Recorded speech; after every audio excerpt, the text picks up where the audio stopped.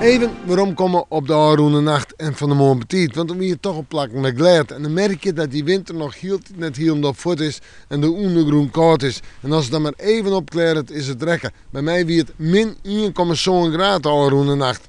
Wel, joen en vannacht. Joen, eerst eens even rein of lichte rein. Misschien hier en daar een beetje ijzel. En dan hebben we een droge periode. Dan komt er weer rein. En dan hebben we door temperaturen om het bij de 3 graden heen. De wind die komt wat meer uit het zuiden en zal matig rond vrij krachtig wezen. Ja, ik denk misschien in het kust- en waardgebied letter al wel krachtig. En dan zetten we op naar morgen.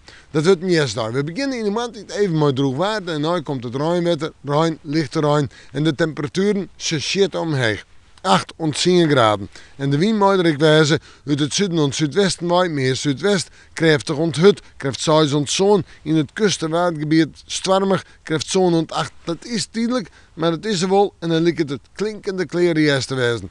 De joentie, de nacht, nou nog even rein en in de nacht draait de wind naar het westen en kwalt het al rond 1 of 2 graden en wordt het droog, maar kans op glijdens.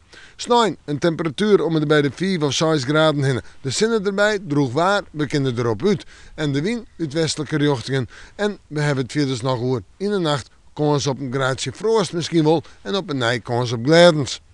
Manje, tiege en maandje. Manje, een droge dag, maar zinnen en een temperatuur om het bij de 3 of de 4 graden heen. In de nacht min 1 en dat wil zeggen wat lichte frost. Tiege een beetje sneeuw, in de nacht nog 0 graden. Maar waanzin komt het regenwetter weer en rint de temperatuur ik weer meer op. En dan lijkt het tijd waar echt terrein te winnen. We maken morgen maar weer even in het waarsjen.